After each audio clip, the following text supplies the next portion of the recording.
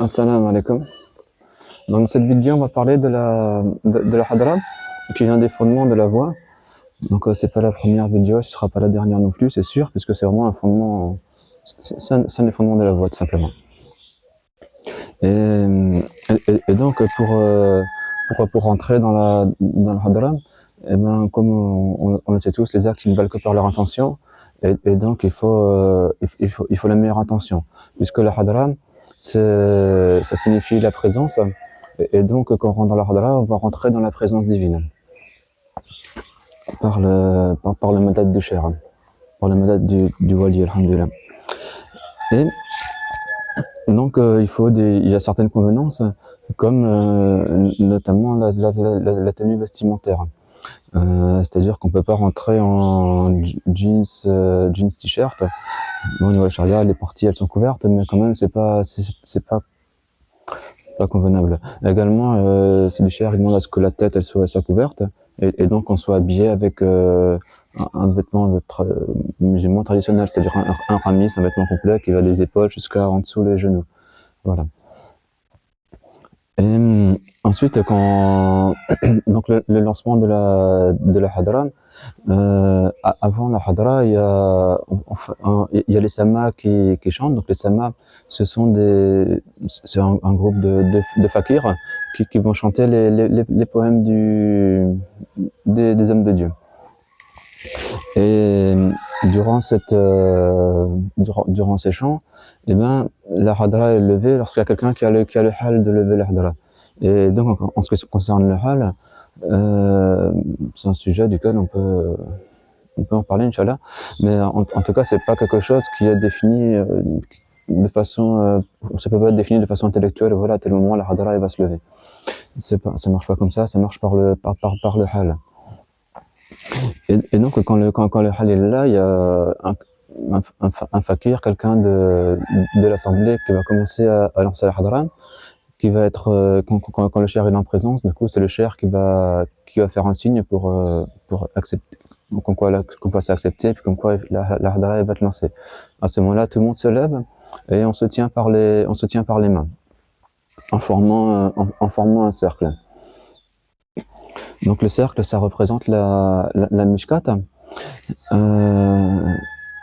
Comme dans la sourate Al-Hadith, quand il y a un mur qui va être levé entre les croyants et les mécréants. Donc, et à l'intérieur de cette hadra, il y a la lumière qui va descendre.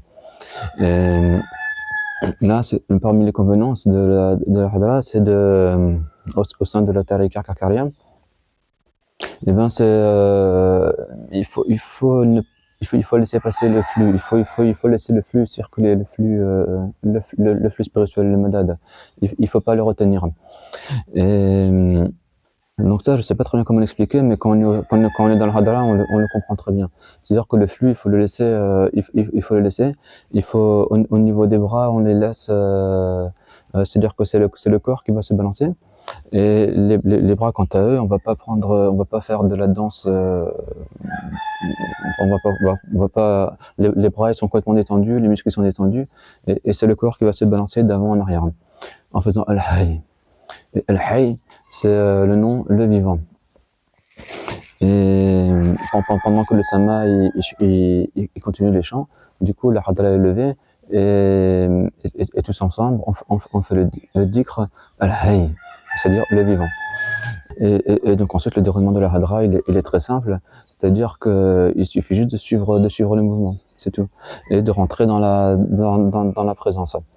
Et Cher il nous a recommandé aussi de garder les yeux fermés, c'est-à-dire que celui qui est dans la hadra et qui regarde tout, eh ben est-ce qu'il est vraiment dans la présence? Il est là, il est en train de regarder les choses physiques, quoi, le disciple là, comment est-ce qu'il fait, là, comment ça se passe. Du coup, la personne là, elle va pas pouvoir vraiment rentrer dans la présence. Ce qu'il faut faire, c'est fermer les yeux, regarder la lumière et rentrer dedans. C'est comme ça.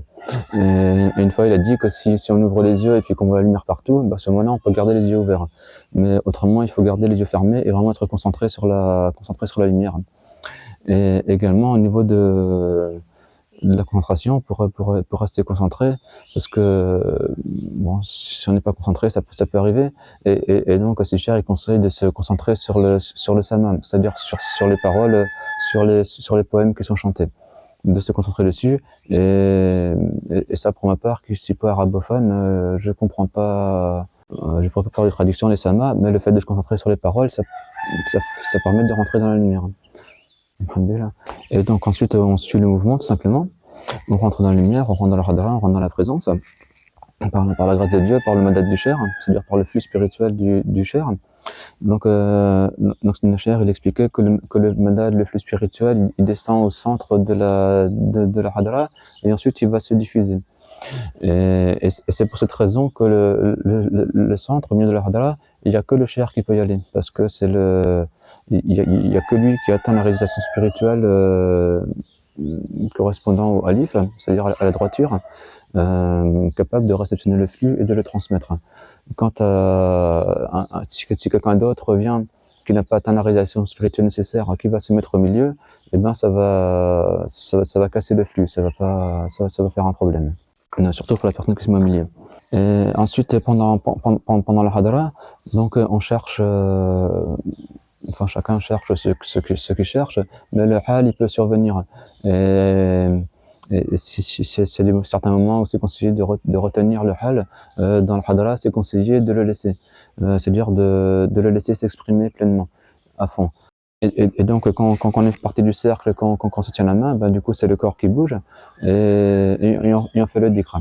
Et voilà, alhamdoulilah. Et puis si parfois il y a quelqu'un qui crie, c'est parce qu'il a le hal pour crier. Et alhamdoulilah. Et concernant les visions, alhamdoulilah également. Et concernant les personnes qui sont à l'intérieur du cercle, ben, une des fonctions, c'est qu'elles ont les yeux ouverts, donc elles sont pas forcément aussi bien concentrées sur la lumière que les autres. C'est un autre état spirituel. Elles s'occupent que tout se passe bien, que voilà, que le rythme, que tout le monde est bien dans la hadra, que tout le monde est bien dedans. Ils peuvent replacer les personnes également, si jamais il y a le cercle un petit peu déformé, ils vont refaire le cercle bien, ils vont refaire le rythme, et ils vont partager un nom divin également. Alhamdulillah. Et quand la hadra elle est finie, il faut rester à sa place, c'est-à-dire qu'on s'assied, parce que l'endroit où quand se termine, là où on est, c'est là où il y a le madad qui arrive.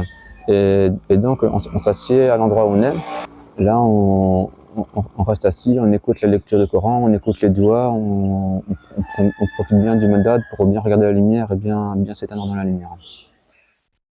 Alhamdulillah. Assalamu alaikum.